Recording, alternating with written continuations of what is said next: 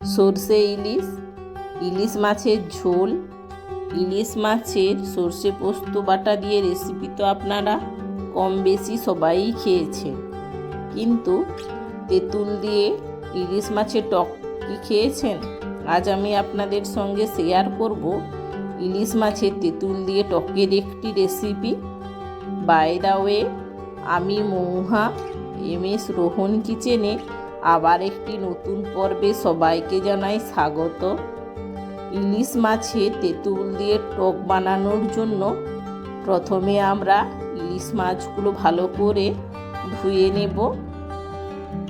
যেহেতু বাজার থেকে ইলিশ মাছ কিনে এনেছে, তাই আমরা ইলিশ মাছগুলো ধুয়ে নেব।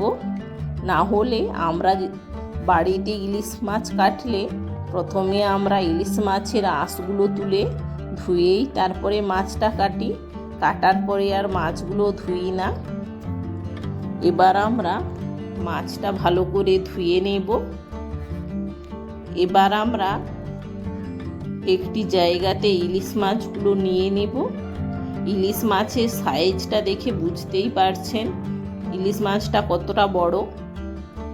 এবার আমরা একটি জায়গাতে ইলিশ মাছগুলো নিয়ে নেব। এইভাবে একটি জায়গাতে ইলিশ মাছগুলো নিয়ে লবণ ও তেল মাখিয়ে নেব। এইভাবে একটি জায়গাতে নিয়ে নেব। এখানে ইলিশ মাছের অনেকগুলোই পিস হয়েছে। এখানে আমাদের ইলিশ মাছের কমপক্ষে 2-3টে পদ তো হবেই।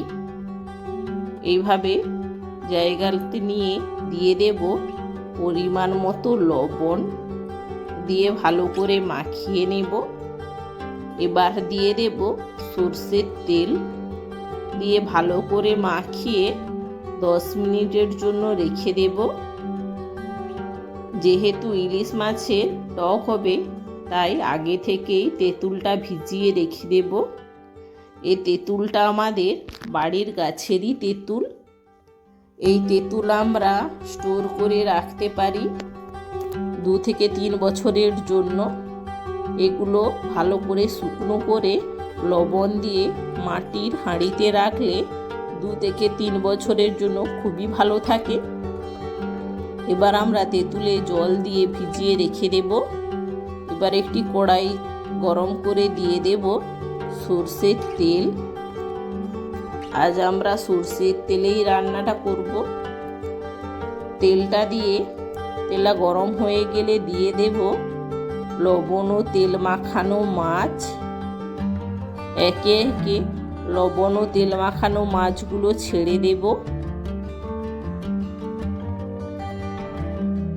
এইভাবে মাছগুলো দিয়ে এক পাশ লাল হয়ে গেলে উল্টে দেব। এখানে যেহেতু টক হবে, তাই মাছটা হালকা করেই ভাজবো। অনেকে এই ইলিশ মাছগুলো কাঁচা টক করে খায়, আমরা হালকা করে ভেজে নিচ্ছি। তেঁতুলের জলটা ফুটে এলে এই কাঁচা মাছগুলো ছেড়ে ফুটিয়ে নে। এবার মাছগুলো এক পাশ লাল হয়ে গেলে উল্টে দেব।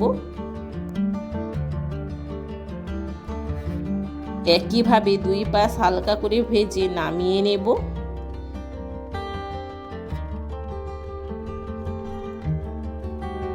এবার আমরা মাছগুলো ভাজা হয়ে গেলে তেঁতুলের পাল্পটা বের করে নেব। এইভাবে হাতের সাহায্যে চটকে চটকে বের করে নিতে হবে ও এক্সট্রা অংশগুলো বাদ দিয়ে দেব। এইভাবে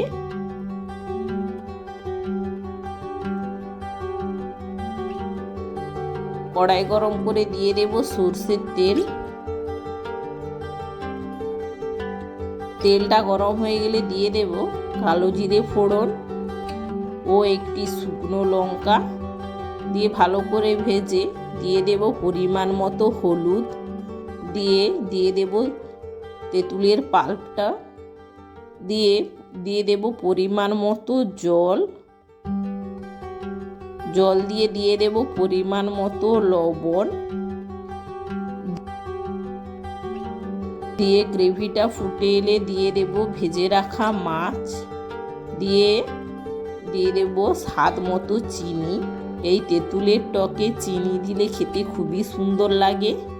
চিনি দিয়ে 10 থেকে 15 মিনিট ফুটিয়ে গ্রেভিটা মোটা হয়ে আসলে দিয়ে দেব সর্ষের তেল।